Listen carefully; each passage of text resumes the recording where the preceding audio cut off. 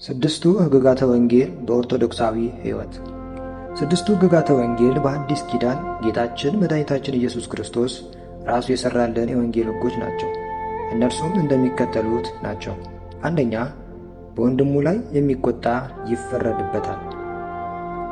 የማቴዎስ ወንጌል ምዕራፍ 5 ከቁጥር 22፣ ሃይማኖተ አበው ምዕራፍ 21 ከቁጥር 12፣ ዘሌዋውያን ምዕራፍ 19 ከቁጥር 14፣ ፍትሐ ነገሥት ምዕራፍ 4 ከቁጥር 5 ላይ እናገኘዋል። በዚህ አንቀጽ የተከለከለው ቁጣ ብቻ ሳይሆን ስድብም ጭምር ነው። ሰውን በተፈጥሮ ምክንያት መስደብ ፈጣሪውን መስደብ ነውና መስማት የተሳነውን አይሰማም ብለን ክፉ ቃል ልንናገረውና ማየት የተሳነውንም ማየት አይችልም ብለን ከፊቱ እንቅፋት ማኖር ክፉ ሥራን መስራት አይገባም። ሕፃናት በነቢዩ ኤልሳ ላይ በመዘባበታቸው በድብ ተበልተዋል። ሁለተኛ ነገሥት ምዕራፍ 2 ከቁጥር 23። ሁለተኛው አይቶ የተመኘ በልቡ አመነዘረ። የማቴዎስ ወንጌል ምዕራፍ 5 ከቁጥር 28፣ ሲራክ ምዕራፍ 9 ከቁጥር 8 ላይ እንደምናነበው ማየት ኃጢአት አይደለም፣ አይቶ መመኘት ግን ኃጢአት ይሆናል። ይኸው የሌላ የሆነችን ሴት ወይም የሌላ የሆነን ወንድ የእኔ ቢሆን ብሎ መመኘት ነው።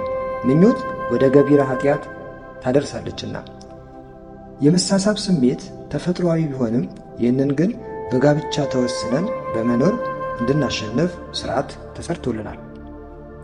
ሦስተኛ፣ ያለ ዝሙት ምክንያት ሚስትህን አትፍታ።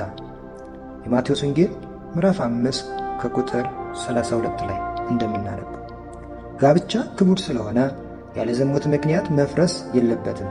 የተፈታችን ሴት ንስሐ ሳትገባ ንስሐ አባቷ ሳይመሰክርላት ማግባትም አይገባም።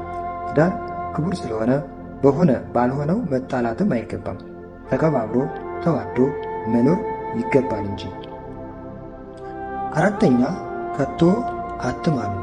የማቴዎስ ወንጌል ምዕራፍ 5 ከቁጥር 34 እስከ 37 እንደምናነበው እንዲሁም ሲራክ ምዕራፍ 23 ከቁጥር 9 ላይ እንደምናነበው በብሉይ ኪዳን በእውነት ከሆነ በእግዚአብሔር ስም መማል ይፈቀድ ነበር። ዘጸአት ምዕራፍ 22 ላይ እንደሚነግረን። በአዲስ ኪዳን ግን እውነቱን እውነት ሐሰቱን ሐሰት ማለት እንጂ መባል አይገባንም። ነገር ግን ዳኛ አዞን ወይም ከሳሳችን ይማልልኝ ብሎ በዳኛ ፊት ከጠየቀ መማል ይቻላል። ዕብራውያን ምዕራፍ 6 ከቁጥር 16 ላይ እንደሚነግረን በዚህ ጊዜም ቢቻል መሐላውን በገንዘብ ማስቀረት ይቻላል። አምስተኛ፣ ክፉን በክፉ አትቃወሙት። የማቴዎስ ወንጌል ምዕራፍ 5 ከቁጥር 39 እንዲሁም ሮሜ ምዕራፍ 12 ከቁጥር 17 እስከ 21 እንደምናነበው ክፋትን በመልካምነት እንጂ በክፉ ማሸነፍ አይቻልም። ክፋትን በክፋት ለማሸነፍ መሞከር ሌላ ክፋትን ይወልዳል። ክፉ ነገርን በመልካም መመለስ ሰይጣንን ያበሳጨዋል። የመጨረሻውና ማጠቃለያው ጠላትህን ውደድ።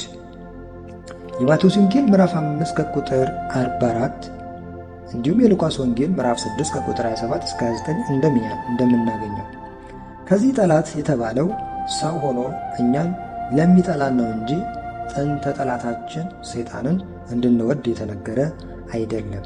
ለሰዎች ስሜት መጠንቀቅ አለብን።